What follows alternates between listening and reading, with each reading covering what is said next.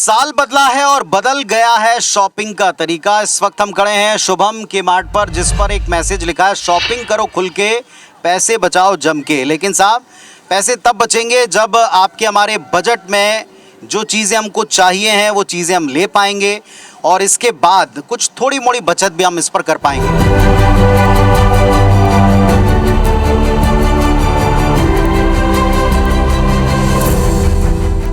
तो अभी ट्रॉली है खाली और उम्मीदें हैं भरी। उम्मीद ये है कि ये ट्रॉली पूरी भर जाए और बजट फ्रेंडली, जिस तरीके से बाज़ार होने का दावा करता है कि हम बहुत सारी बचत देंगे, क्या बजट भी ऐसी बहुत सारी बचत हमको देगा? आइए जानते हैं।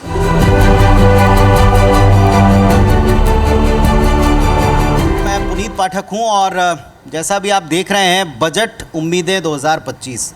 हम सब बजट बनाते हैं साहब, और जिस जगह के ऊपर अभी हम खड़े हुए हैं, जिस अंदाज में आज की तारीख में इंसान इस जगह यानी बाज़ार में जब आता है, तो बाज़ार में आने से पहले उसको अपना बजट बनाना होता है। याद कीजिए आप 2014 से पहले, तकरीबन 10-12 साल पहले, जब हम कभी जाते थे किराने का सामान ख़रीदने, महीने की तैयारी करते थे आने वाले महीने की, तो एक लिस्ट बना कर ले जाया करते थे हाथ में, और लिस्ट का सामान लेकर आते थे। लेकिन इन 10 से 15 वर्षों में साहब, बाज़ार कुछ ऐसा हो गया है। देखिए आप, ये कुछ इस अंदाज का बाज़ार हो गया है।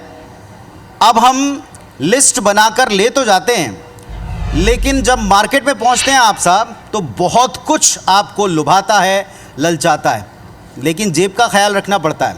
प्लास्टिक मनी से आप शायद उसको ख़रीद तो लेते हैं, लेकिन बजट ना बिगड़ जाए, इसका ख्याल भी आपको रखना पड़ता है, क्योंकि अल्टीमेटली महीने के अंत में पे आपको ही करना है।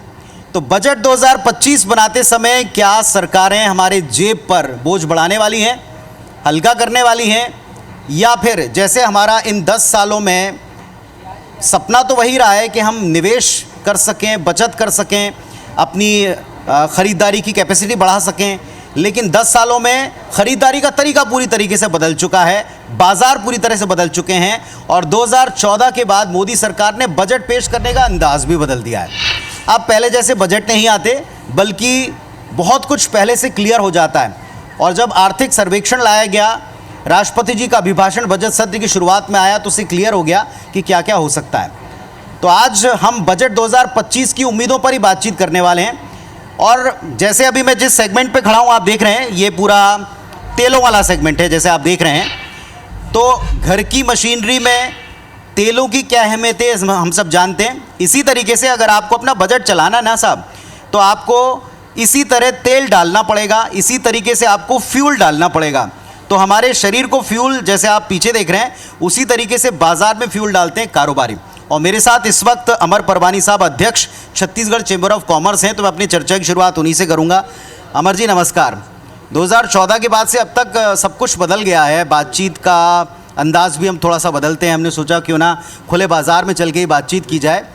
आपको क्या लगता है, आज जो सर्वेक्षण में 3-4 पॉइंट्स आए हैं, एक महंगाई दर के बारे में, दूसरा पॉइंट आया है ग्रोथ रेट को लेकर के 6.3 से 6.8 के बीच में, और कारोबारियों की उम्मीद टैक्स को लेकर, एक कर को लेकर जो पिछले बजट में थी, अब की बार उससे कुछ घटी बढ़ी है, बहुत कुछ बदला है।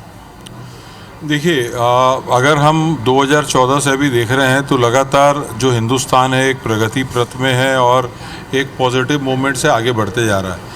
एक होता है कि एक्चुअल धरातल में क्या है, एक हम लोगों का एक्सपेक्टेशन होता है। कई बार हम लोगों का एक्सपेक्टेशन इतना हाई होता है, उसके सामने मैच नहीं होता है, तो हमको दिक्कत होती है।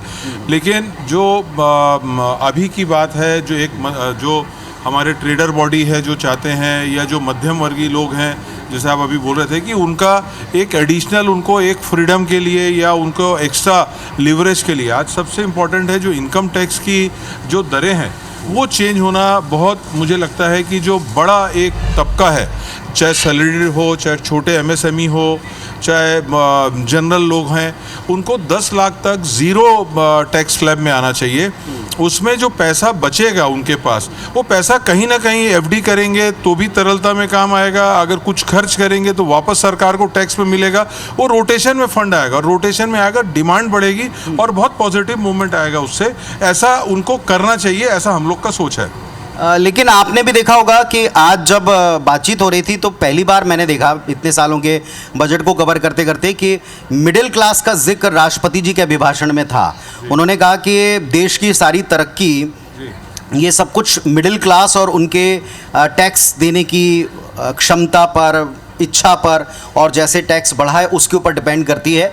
तो हम उनको सैल्यूट करते हैं। आपको लगता है ये संकेत है कि अब की बार शायद उनके लिए वो हो जाए जिसकी बात आप कर रहे हैं? बिल्कुल होना चाहिए, क्योंकि आप देखिए जो मिडिल क्लास बोल रहे हैं, एमएसएमई जो हैं वो एक मंझोले उद्योग या मंझोले ट्रेडर हैं, जो छोटे एकदम माइक्रो, स्मॉल, मीडियम, ये बहुत छोटे होते हैं और ये वर्ल्ड में किसी भी देश की इकोनॉमी के रीढ़ की हड्डी होते हैं। जिस भी कंट्री ने इनको अपना एक मतलब ब्रांड एम्बेसडर बना के इनको अगर मदद किए, वो देश एकदम स्पीड अप पकड़ लेता है।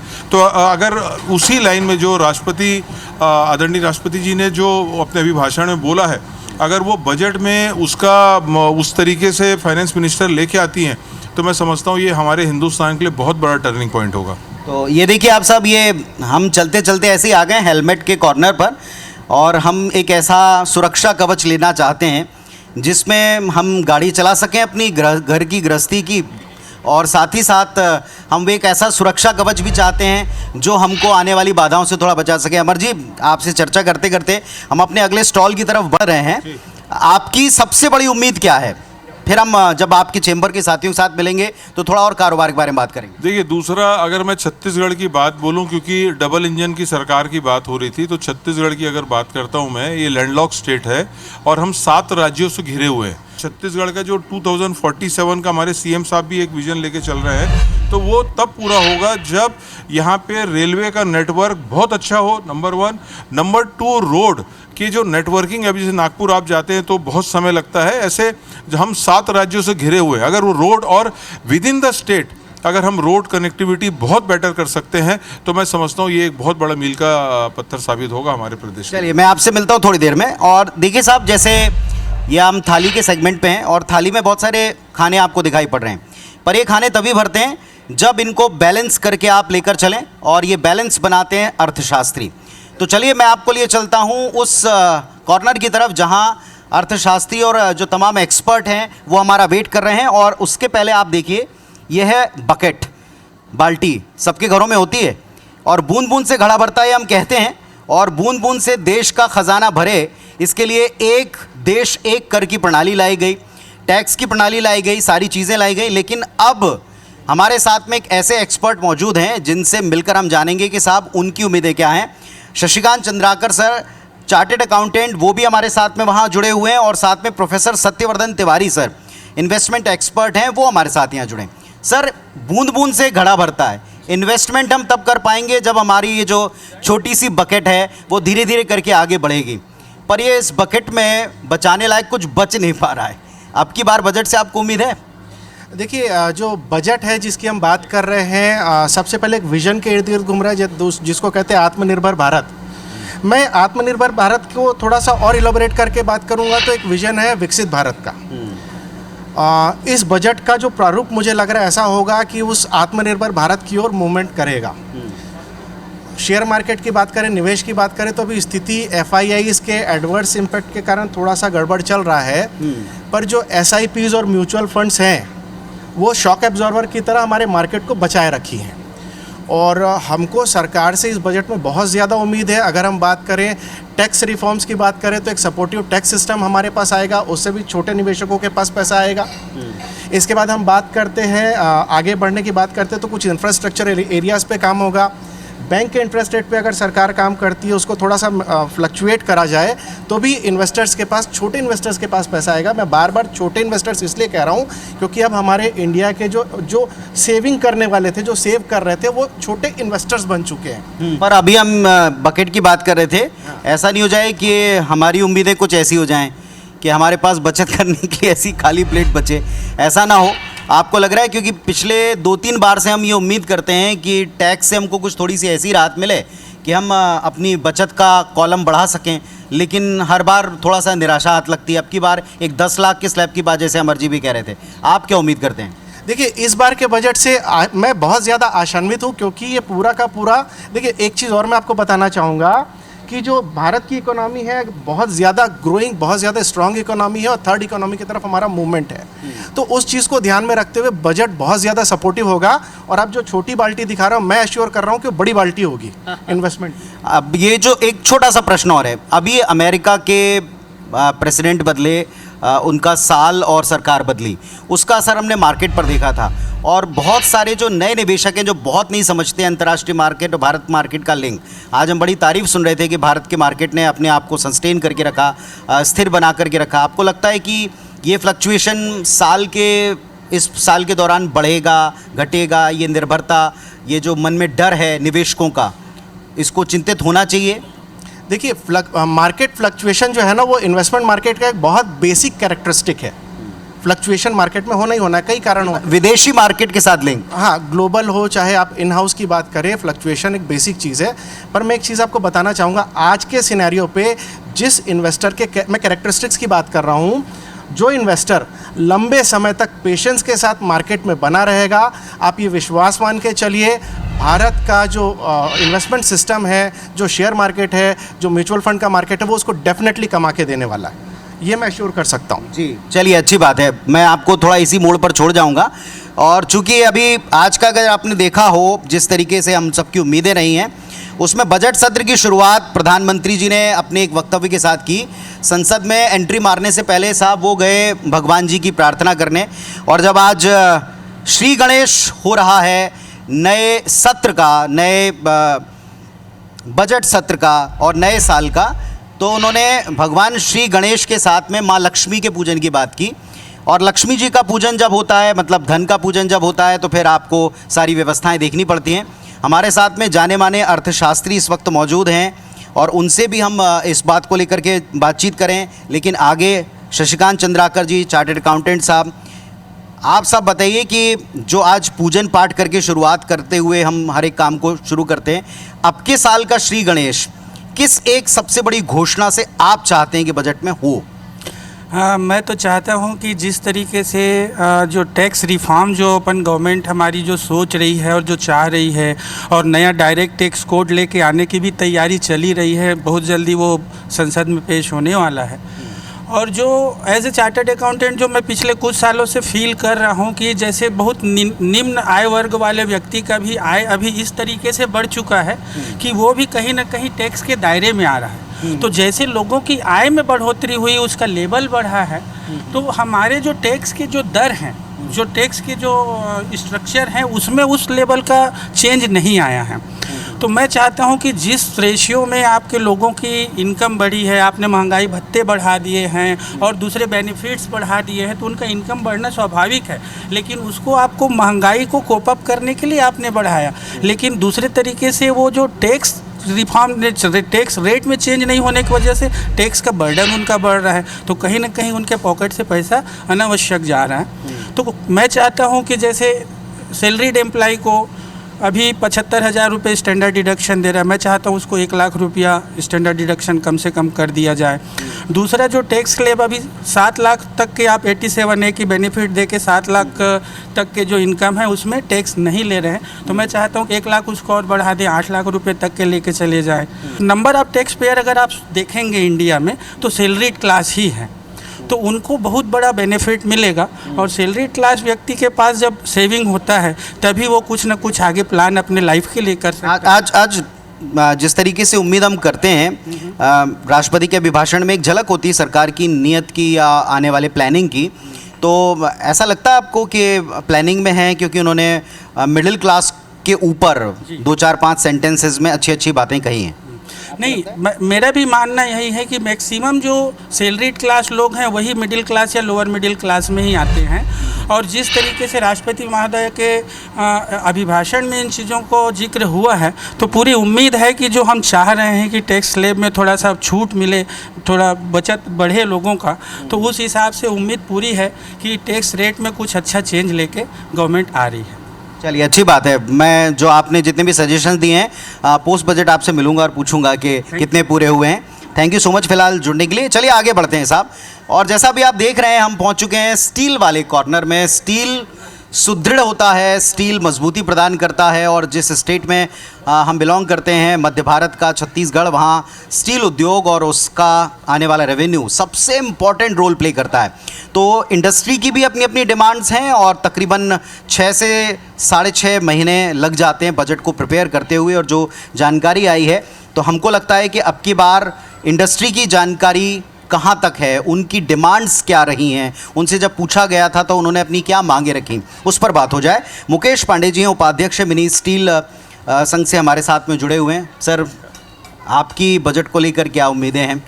सबसे बड़ी बात यह है कि इंडस्ट्री, स्टील इंडस्ट्री रीढ़ है छत्तीसगढ़ की भी और इंडियन इकोनॉमी की भी एक हद तक। हर बार आप लोग कुछ सोच कर अपनी डिमांड्स भेजा करते होंगे।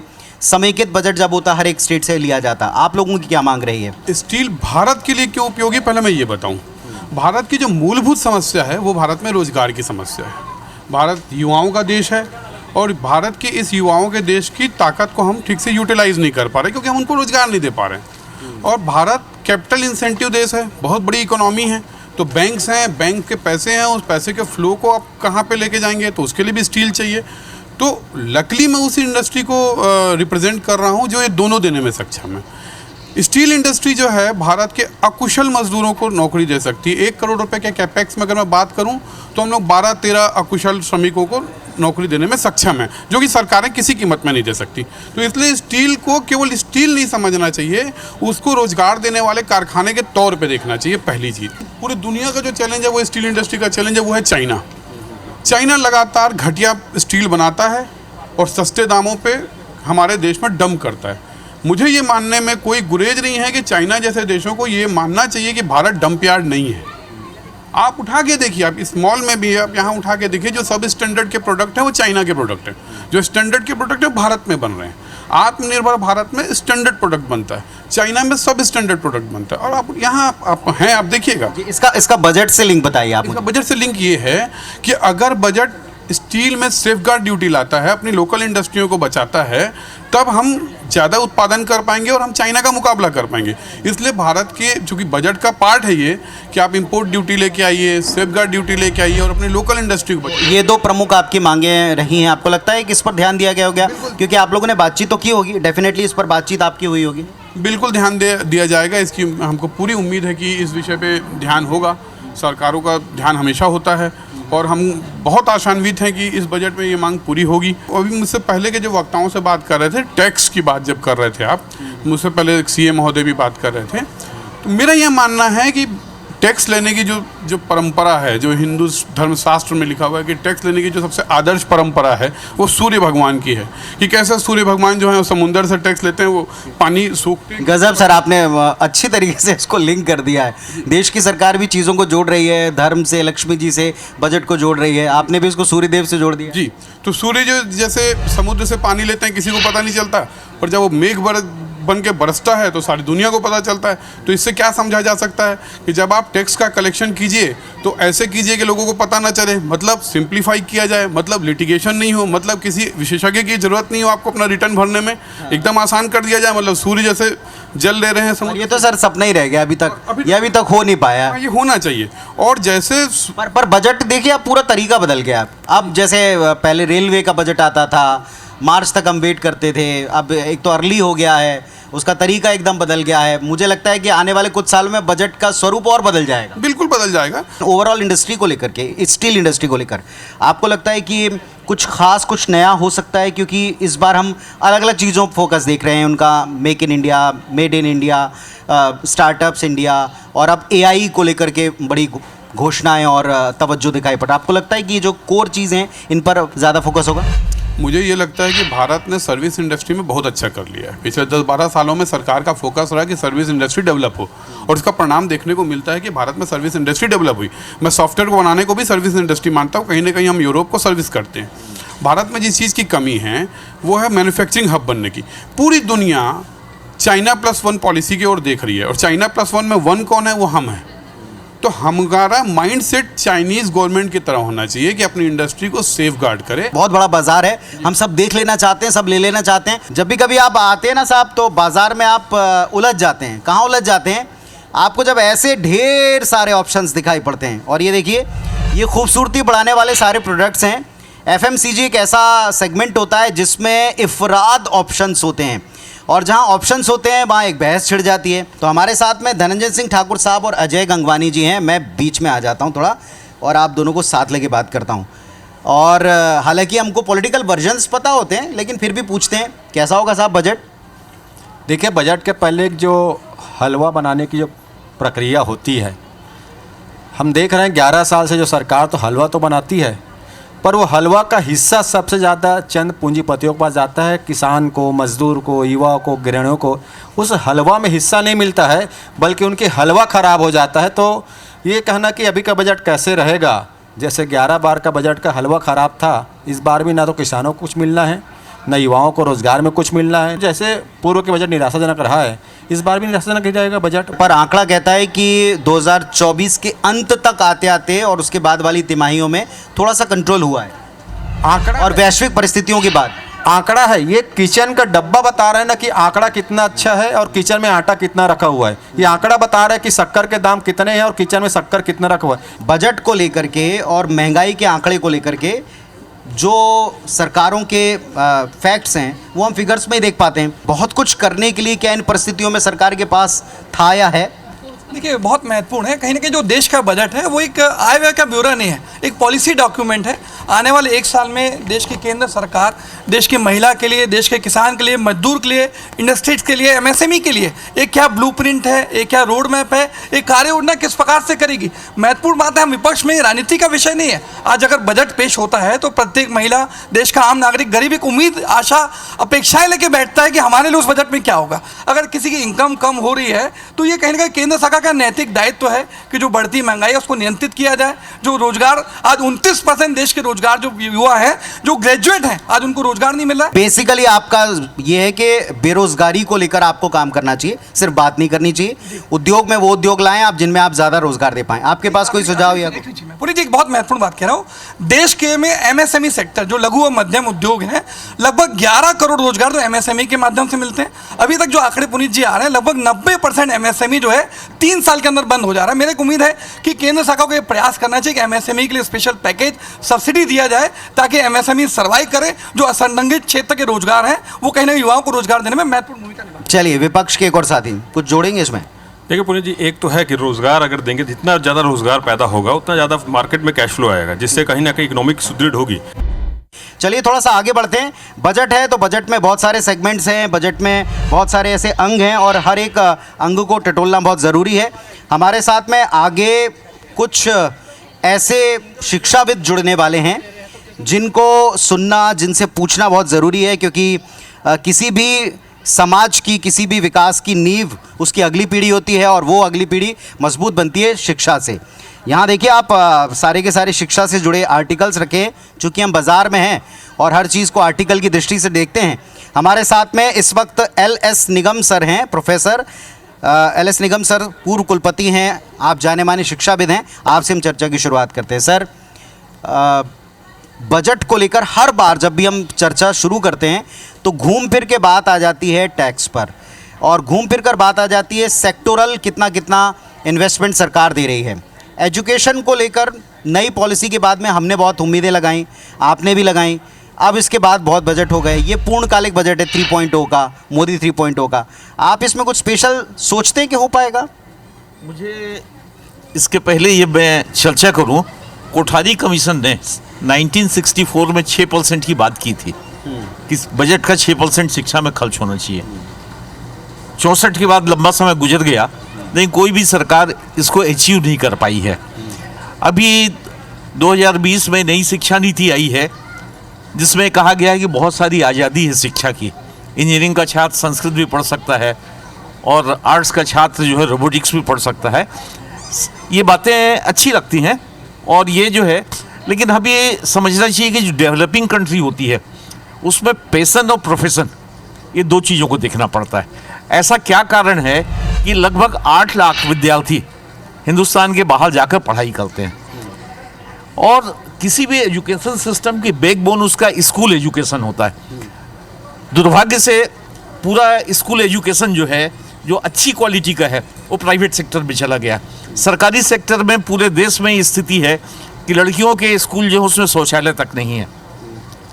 तो इंफ्रास्ट्रक्चर का एक तरफ जो है केंद्रीकरण हो रहा है कि बड़ी बड़ी संस्थाएं बन रही हैं, और दूसरी ओर जो है जो मूलभूत आवश्यकता जिनके पास है, जिनको नीचे की शिक्षा है, उसके लिए सरकार का हो सकता है बजट के हिसाब से बहुत बड़ी राशि होती हो, लेकिन क्वालिटी वाइज उसका जो है बहुत लाभ नहीं नहीं, मैं ये पूछूंगा आपसे कि क्या हमको ये उम्मीद रखनी चाहिए कि स्किल डेवलपमेंट को लेकर के अब की बार कुछ बड़ा हो, क्योंकि आप देखिए चाहे निवेश की बात हो, चाहे विदेश भेजने की बात हो, हर जगह हमको इंडस्ट्री रेडी लोग चाहिए। उसके लिए आपको अपना एजुकेशन सिस्टम पूरा चेंज करना पड़ेगा, क्यूरिकुलम से लेकर हर एक चीज़ में बदलाव लाने पड़ेंगे। ऐसा किया जा रहा है, और ये भी जो है शायद अगले सत्र में 500 इंडस्ट्रीज़ को आइडेंटिफाइड किया गया है जहां हमारे यूनिवर्सिटी के बच्चे ट्रेनिंग ले सकेंगे। अगर ऐसा कुछ होता है, ठीक से इम्प्लीमेंट होता है, तो शायद इंडस्ट्री और एजुकेशन के बीच में कुछ तालमेल बन पाएगा। और दूसरी चीज़ है कि क्वालिटी एजुकेशन के लिए केवल इंफ्रास्ट्रक्चर के दो भाग होते हैं, एक तो बिल्डिंग होती है और दूसरा जो है लैब है, लाइब्रेरी है, बाकी चीज़ें हैं।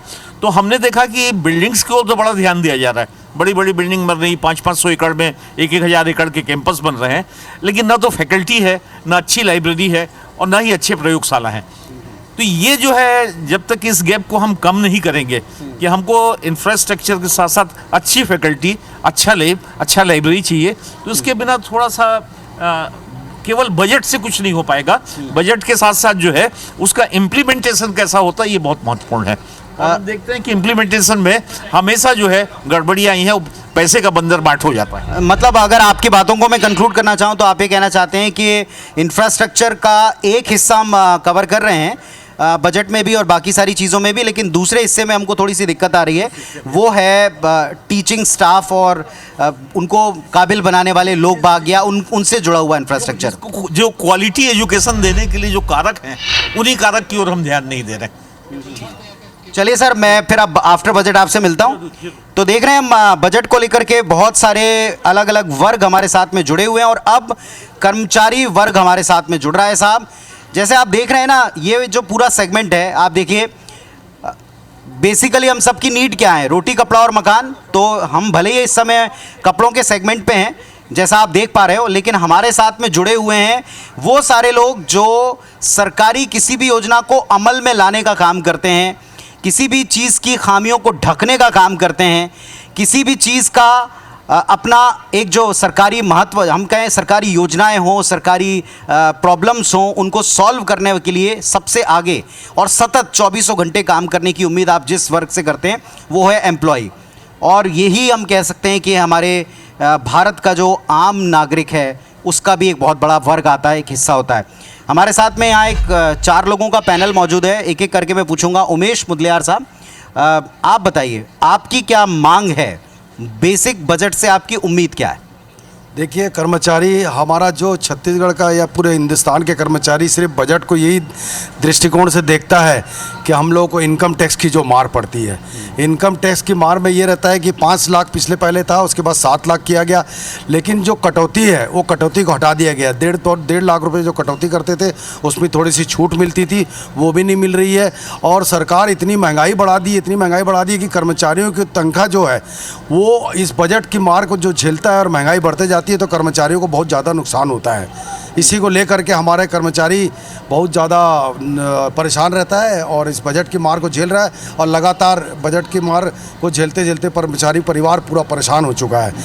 पंकज पांडे साहब, स्वास्थ्य कर्मचारी संघ से हमारे साथ में। पंकज पांडे जी, अब की बार कर्मचारियों को लेकर के, सभी कर्मचारियों को लेकर, उनकी पेंशन से जुड़ी व्यवस्था को लेकर बड़ी बात राष्ट्रपति महोदया ने की। उन्होंने कहा जो सरकार कर रही है उसका लाभ अब कर्मचारी और आने वाले कर्मचारियों को कहीं अधिक होने वाला, मानते हैं आप? शो तो ये होता है कि कर्मचारियों के लिए बहुत कुछ किया जा रहा है। आप देखेंगे डीए की बढ़ोतरी, एक तो बेहद जद्दोजहद के बाद कर्मचारी किसी तरीके से डीए प्राप्त कर पाता है। अभी भी हम एक किस्त तो पीछे ही चल रहे हैं, लेकिन उसके बाद भी अगर वो चीज़ें हमारी सैलरी में आकर जुड़ती हैं तो उसका जो डिडक्शन है साल के अंत में जिस तरीके से होता है, आज कर्मचारी अपनी सैलरी देने को विवश है। एक बड़ी राशि कर्मचारी को अपने वेतन के द्वारा देनी पड़ जाती है। वास्तविक स्थिति का जब आप आकलन करेंगे तो आपको ये समझ में आएगा कि कर्मचारियों के वेतन से जिस तरीके से इनकम टैक्स डिडक्ट किया जा रहा है, उनकी आर्थिक स्थिति बेहद कमज़ोर है। चाहे उनके बच्चों की पढ़ाई हो, उनको अपना घर बनाना हो, दैनिक दिनचर्या के जिस भी तरह के एक्सपेंसेस हैं उसके लिए कर्मचारी बेहद पीड़ित चल रहा है और किसी भी तरह के भत्ते या सरकारी नीतियों का लाभ कर्मचारियों को या पेंशन को बिल्कुल भी नहीं मिल पाता है। चाहते क्या हैं सर आप अपना सत्यम शुक्ला जी भी हमारे साथ में। सत्यम जी बताइए। देखिए, छत्तीसगढ़ में अनियमित कर्मचारी जैसे 7 लाख है, तो आज पूरे देश के हर राज्यों में देखेंगे तो करोड़ों में अनियमित कर्मचारी काम करते हैं। ये सरकार की योजनाओं में ही काम करते हैं, हिस्सेदार बनते हैं। आप निजी क्षेत्र के लिए ESIC और बहुत सारे नियम लागू करते हैं, पर जब सरकार अपने लिए ही जिन लोगों को रख के ये रोजगार देने का दावा करती है, उनके लिए कोई ESIC जैसी सौगात नहीं है। आशा वर्कर को आपने आयुष्मान में रखा, पर जो बाकी 7 लाख कर्मचारी हैं और पूरे देश भर में देखें तो करोड़ों अनियमित कर्मचारी हैं, उनको भी आयुष्मान के दायरे में लाना था। इसके अलावा EPF का जो दायरा है वो 15,000 कई सालों से है, उसको 25,000 करने का प्रस्ताव केंद्र सरकार के पास बहुत वर्षों से पेंडिंग है। उसको भी अब जल्दी से जल्दी इस बजट सत्र में सौगात के रूप में लागू करना चाहिए। आप ये अनियमित कर्मचारी संघ की तरफ से अपनी बात रख रहे हैं। CL दुबे साहब हैं, सेवानिवृत्त सरकारी कर्मचारी। दुबे सर, अभी जैसा मैं कुछ देर पहले पूछ रहा था आप ही के पैनल से कि पेंशन को लेकर के सरकार ने कहा है कि हमने बड़े ऐतिहासिक कदम उठाए हैं और इसका लाभ है, इसमें कितनी सत्यता है? सर, पहले बीजेपी गवर्नमेंट थी तो पुरानी पेंशन योजना लागू बंद करके नया पेंशन लागू करी। हम पेंशनर हैं, हमको राहत मिलता है, उसमें से हमको इनकम टैक्स देना पड़ता है। मैं तो आपके माध्यम से बताना चाहूँगा, यदि राज्य और केंद्र सरकार सिर्फ और सिर्फ फ्री में बांटना बंद कर दे, सारा हिंदुस्तान सुधर जाएगा। जो चीज़ शुरू हो गई देश में वो उसे ख़त्म कर पाना बड़ा चैलेंज है, मुश्किल है। तो कहीं ना कहीं करना पड़ेगा सर। अभी जैसे शिक्षाविद ने बोल रहा था राष्ट्रीय शिक्षा नीति, आप ही का विरोध हो जाएगा सर। नहीं सर, राष्ट्रीय शिक्षा नीति की बात बताऊं मैं। छत्तीसगढ़ में राष्ट्रीय शिक्षा नीति के तहत 3,000 लोगों को नौकरी दी गई। उसमें लिखा गया कि B.Ed भी सहायक शिक्षक बन सकते हैं। अब वो B.Ed 3,000 जो बच्चे हैं वो परीक्षा दिए, इंटरव्यू हुआ, उनका सिलेक्शन हुआ। अब राज्य शासन बोलती है आप घर बैठो। तो ये कैसा राष्ट्रीय नीति है? और मेरा तो कहना है सर, मुझे ऐसा लगता है कोई भी राजनीतिक दल ये चाहता है कि पब्लिक शिक्षित ना हो। चलिए, मैं आप सारे लोगों की मांग को अगर कंक्लूड करूं तो आपने कहा कि साहब संघर्ष बहुत ज़्यादा है DA को लेकर। संघर्ष के बाद जब DA मिलता है तो हमें लगता है कर्मचारियों की मांग तो पूरी हो गई, लेकिन अगर आप दे रहे हैं 1 रुपया तो खर्चा बढ़ जा रहा है साहब 1.5 से 2 रुपये। तो आप अगर ऐसे में हमेशा वही बात, आमदनी अठन्नी खर्चा रुपया, तो कुछ तो आपको करना पड़ेगा, लगातार करना पड़ेगा। थोड़ी देर बाद आप लोगों को फिर मैं मिलूंगा और इस वक्त हम चलेंगे चेंबर ऑफ कॉमर्स के बीच में। अगेन चेंबर ऑफ कॉमर्स वो एक रीढ़, मैं फिर कहूँगा कि किसी भी प्रदेश में, छोटे छोटे प्रदेशों से मिलकर हमारा संघ, हमारा देश बना है, किसी भी चेंबर का योगदान सबसे महत्वपूर्ण होता है। नीलेश मुदलियार साहब युवा उद्यमी MSME से हमारे साथ में जुड़े हुए हैं।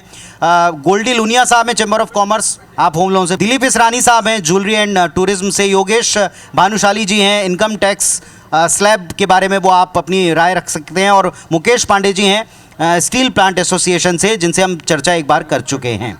आप बताइए, आपके पास क्या मांग है, क्या ऐसी बात है जो आप चाहते हैं कि आपकी बार के बजट में पूरी होनी चाहिए? क्योंकि अब हाई टाइम है साहब। देखिए, 2 बार मोदी सरकार, तीसरी बार मोदी सरकार, उनका पहला पूर्णकालिक बजट। अब की बार जनता ने कुछ थोड़ी सी नाराज़गी व्यक्त की, लगता है उसका असर होगा बजट पे? बिल्कुल, हम MSME यूनिट से बिलोंग करते हैं और MSME यूनिट्स जितने भी हैं छत्तीसगढ़ में, सभी की यही डिमांड है कि जितने भी अभी 70 to 80% जो सीक यूनिट्स हैं कुछ न कुछ कारण से बंद पड़े हैं, उनको एक एक्स्ट्रा प्रावधान उनके लिए बिल्कुल आना चाहिए लोन्स में, ताकि वापस से वो सीक यूनिट्स वापस चालू हो जाए। अगर वो चालू होगा तो जो मेन प्लांट्स हैं उनका भी प्रोडक्शन बढ़ेगा, ताकि उनसे हम बाय करेंगे। कहीं ना कहीं GDP में इसका असर जरूर देखने को मिलेगा। जी, चलिए एक एक करके मैं आप लोगों से ही पूछता हूँ। आप बताइए, आपकी सबसे बड़ी उम्मीद क्या है? 2 सरकारें हो गई हैं और अच्छे खासे मैंडेट वाली थी, मतलब अच्छी खासी सीटों वाली थी। अब की बार उनको सहयोगियों के साथ सरकार चलानी पड़ रही है और उसका ये पहला पूर्णकालिक बजट। जी, तो जनता की थोड़ी नाराज़गी आई है, तो असर होगा बजट पे? बहुत असर होना चाहिए। और हमारी जैसे कुछ मांगे हैं कि इन्होंने पिछली बार जो ओल्ड रिजिम और न्यू रिजिम को साथ में रखा था, न्यू रिजिम में उन्होंने ATC की डिडक्शन से लेके जितनी भी डिडक्शन थी उसको उन्होंने पूरा छोड़ दिया है। तो हमारी गवर्नमेंट से एक विनम्र अपील है कि मध्यम वर्ग के ऊपर भी थोड़ा सा, लेकिन अभी भी वो कंफ्यूजन बना हुआ है कि कौन सा बेटर है, ओल्ड बेटर है कि न्यू बेटर है। ये कंफ्यूजन इस साल दूर होगा? होना चाहिए, 100% होना चाहिए। इससे आम जनता को बहुत तकलीफ हो रही है। छोटी सी बात, ये हम लोग हर बार एक देश एक टैक्स सुनते हैं, लेकिन एक कमाने वाले के ऊपर एक टैक्स तो नहीं है, बहुत सारे टैक्स हैं। जी 100% बहुत सारे टैक्सेस हैं। तो इसमें आप कोई सुधार की मांग करते हैं? जी देखो, वो तो एक बहुत बड़ा है विज़न, पर जो छोटे छोटे हो सकते हैं कि वो राहतें मिलना चाहिए। वो राहतें तो एटलीस्ट जी, आप क्या सोचते हैं सर? हमारा सोचना है कि एक आदमी अगर कमा रहा है तो एक टैक्स होना चाहिए। एक टैक्स हो, भले ही वो या तो उसके बैंक में अकाउंट में डालने के टाइम पे टैक्स हो जाए या निकालते के टाइम पे टैक्स हो जाए। तो उससे बेनिफिट ये होगा कि वो ज़्यादा से ज़्यादा बैंक में ही डीलिंग करेगा, कैश फ्लो कम हो जाएगा, जो कच्चे का काम करता है वो कम हो जाएगा। एक सिंगल टैक्स हो, भले ही वो किसी भी तरह का टैक्स लगा दे, आप 1% की जगह में 2% लगा दीजिए, लेकिन एक टैक्स होगा तो उसको बाकी सारे टैक्सों से वो राहत मिल जाएगी। और दूसरी चीज़ क्या है कि होम लोन के अंदर में जो सरकार 2.5 लाख रुपए का इंटरेस्ट में डिस्काउंट दे रही है, अभी वो एक समय की बात थी जब 2.5 लाख रुपए बहुत बड़ा अमाउंट होता था। आज की तारीख में बहुत छोटा अमाउंट है। उस 2.5 लाख को कम से कम 5 लाख सरकार ने करना चाहिए, ताकि हर आदमी अपना, जो प्रधानमंत्री जी का सपना है, हर आदमी के पास अपना आवास हो, तो वो आवास वो अपना पूरा कर सके। और यही हमारी मांग है चैम्बर ऑफ कॉमर्स की तरफ से भी कि सभी के लिए ये 5 लाख वाला स्लैब में जाना चाहिए। अच्छी बात है। आप कुछ सोच रखते हैं? ये आपकी सोच केवल टैक्स स्लैब तक है या कोई और डिमांड है? आपको लगता है कि इस बारे में सोचा गया होगा? नमस्कार सर, मैं ये सोच रहा हूँ कि एक पुराना नियम है, महिलाओं के लिए आधा किलो 500 ग्राम गोल्ड में वो रख सकते हैं, पर उसको हमारी ये उम्मीद है कि इस बार उसको 1 किलो करना चाहिए। और अविवाहित महिलाएं जो हैं उनका 250 ग्राम रखने का उनके पास अधिकार है, उनको आधा किलो करना चाहिए। ये महिलाओं की पर सर, ये आधा किलो होगा कैसे? आप देखिए कि अभी तो 1 लाख रुपए तक दाम पहुंचाने की बात चल रही कि प्रति 10 ग्राम 1 लाख रुपए कब पहुंचेगा। ये खबर आपने भी पढ़ी होगी। आप तो खुश होंगे, लेकिन हम लोगों का क्या होगा? नहीं, ठीक है सर, वो तो जो चल रही है रेट वो तो चल ही रहा है, पर महिलाओं को थोड़ा इसमें छूट मिलनी चाहिए। आजकल ऑनलाइन गोल्ड परचेसिंग होने लग गई है।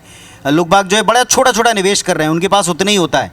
आप कह रहे हैं कि लिमिट बढ़ना चाहिए गोल्ड रखने की, वो ठीक है, अपनी जगह वो सही है, लेकिन ये छोटा छोटा निवेश जो कर रहे हैं लोग बाग, बहुत स्मॉल अमाउंट में गोल्ड खरीद रहे हैं, इलेक्ट्रॉनिक तरीके से भी खरीद रहे हैं। नहीं तो वो देखिए सर, जितनी बचत होगी वो उतना खरीद रहे हैं, वो अच्छी बात है। सही है, अच्छी बात है, अच्छी बात है, वो भी अच्छी आप बात है। इसका वेलकम करते हैं। चलिए, ओवरऑल सर हम जब आएंगे, एक फाइनल कमेंट अगर मैं आपसे लेना चाहूँ। आपने सबको सुना है, इंडस्ट्री को लेकर जो हम सारी चीज़ों का निचोड़ निकाल पाए, सबका ये कहना है कि अगर आप टैक्स में रिलैक्सेशन देंगे, कैपेबिलिटी बढ़ेगी आम इंसान की, तो शायद वो पैसा पूरा का पूरा बाजार में आएगा। ये बाजार से जुड़े एक्सपर्ट का कहना है।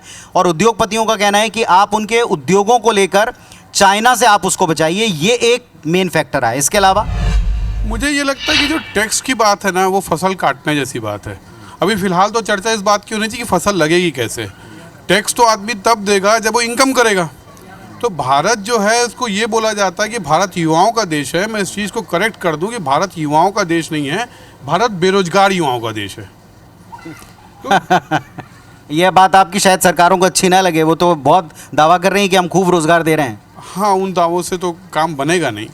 मुझे ये लगता है कि भारत को ये देखना चाहिए। एक पॉइंट है जो मैं अभी पूछ रहा था सबसे, कि अब की बार जिस तरीके से सरकार बनी है सहयोगियों के साथ वाली, और ये पूर्णकालिक बजट है, उनके पास में कहने के लिए और कुछ नहीं है, कि प्रॉपर टाइम भी हो गया है, जनता ने मौका भी दिया है और एक सबक के साथ दिया है। तो इस सबक का असर आपको लगता है बजट पर आएगा?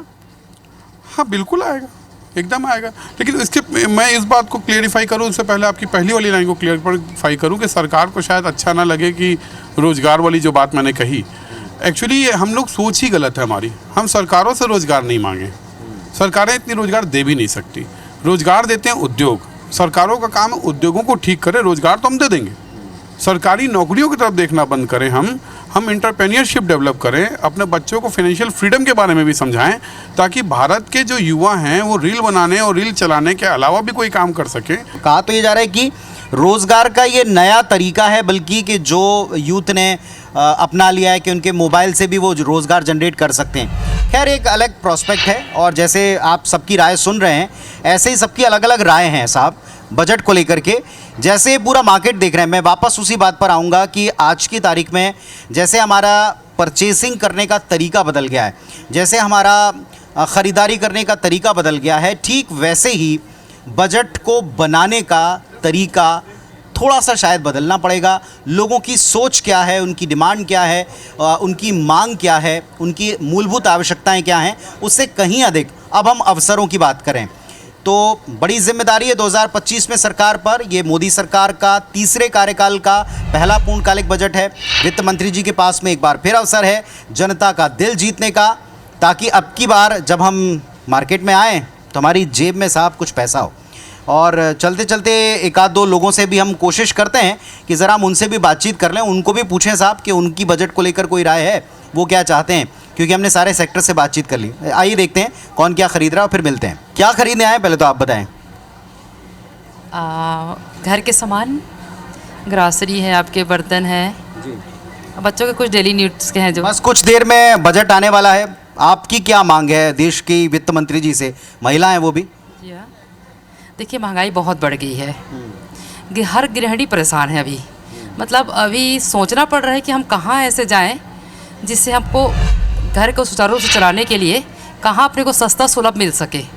भागना पड़ रहा है, गृहिणी को दौड़ना पड़ रहा है, और जो वर्किंग लेडी है उनको तो और बहुत परेशानियाँ हो रही है। सबसे ज़्यादा महंगाई आपको किस चीज़ की लगती है, किस में बढ़ गई? हर चीज़ में। अभी तो मैं बीजेपी गवर्नमेंट में हर चीज़ में देख रही हूँ। कैसे चला रहे हैं फिर आप घर? आपका पर्स वाला बजट कैसे चल पा रहा है? बहुत तकलीफ में है अभी तो। जो अपन पीजी बैंक है वो चाहे जमा है, या जो घरेलू महिलाएं जो जमा रखती है वो भी निकालना पड़ रहा है। वो बच पा रहा है? नहीं बच पा रहा है सर, सही बात है। और ऐसा कहा जा रहा है कि सोना 1 लाख रुपए कब पहुंचेगा? अभी हम सोने चांदी वालों से बात कर रहे थे, कह रहे थे कि वो चाहते हैं कि गृहिणियों के पास में सोना रखने के लिए ज़्यादा लिमिट दी जाए, पर खरीदेंगे कहाँ से? अब तो ये स्थिति आ गई है कि बच्चों की शादी करना है तो कहीं जमा है तो वो निकल जाएगा, लेकिन खरीदने की स्थिति में अब तकलीफ हो जाएगी सबको। देखिए साहब, ये है, आप कुछ सामान खरीदने आते हैं, सबको ही कहते हैं भाई महंगाई बहुत ज़्यादा है। सरकारी दावा अपनी जगह है, लेकिन वाकई महंगाई बहुत ज़्यादा है। आप जो भी खरीदने आएंगे आपको टटोलना पड़ेगा अपनी जेब को, और उसके बाद आप क्या खरीद सकते हैं ये आपको देखना पड़ेगा। बजट आने वाला है देश का। जी सर। तो कोई उम्मीद आप करते हैं आप देश के प्रधानमंत्री जी से, देश की वित्त मंत्री जी से? बस वही है सर, मिडिल क्लास को ध्यान में रखते हुए बजट में थोड़ा से महंगाई में थोड़ा से सुधार लाएं। और अभी देखा जाए तो जो योजना है आवास का, उसमें सब बजट अगर बढ़ा रहे हैं तो ठीक है, लेकिन मिडिल क्लास वाले के लिए भी कुछ महंगाई में कम करें। कई एक्सपर्ट कह रहे हैं कि जो फ्री की योजना है ना साहब, जैसे अभी आपने अपने बकेट में चीज़ें डाली हैं, ऐसे जब तक फ्री वाली योजनाएं ख़त्म नहीं करेंगे तब तक कुछ लोगों का कहना है कि देश का भला नहीं होगा। आपकी राय क्या है? नहीं, ये तो सही है। फ्री जितना आप फ्री दोगे तो बजट कहीं ना कहीं बढ़ेगा, आर्थिक व्यवस्था में कहीं ना कहीं महंगाई तो वो होगा। तो फ्री आपको लगता है कि जो फ्री वाली योजना है उसका बोझ आपकी इस बकेट पर भी आ रहा है? बिल्कुल बिल्कुल सही है। फ्री थोड़ा से कम करिए, फ्री के वजह से मिडिल क्लास वाले बहुत परेशान हैं हम लोग। चलिए साहब, ये है मिडिल क्लास की वेदना। वो कह रहे हैं कि आप गरीबों को फ्री में चीज़ें बांट करके या अलग अलग वर्गों को दे करके उनसे लाभ ले सकते हैं, उनसे आप वोट ले सकते हैं, लेकिन दरअसल उस सब का बोझ मिडिल क्लास की ट्रॉली पर पड़ रहा है, वो अपनी परचेसिंग पावर को कम पा रहे हैं। अब देखिए आप, ये हमारे साथ में तमाम एक्सपर्ट मौजूद हैं, हमने सबसे राय ले ली है।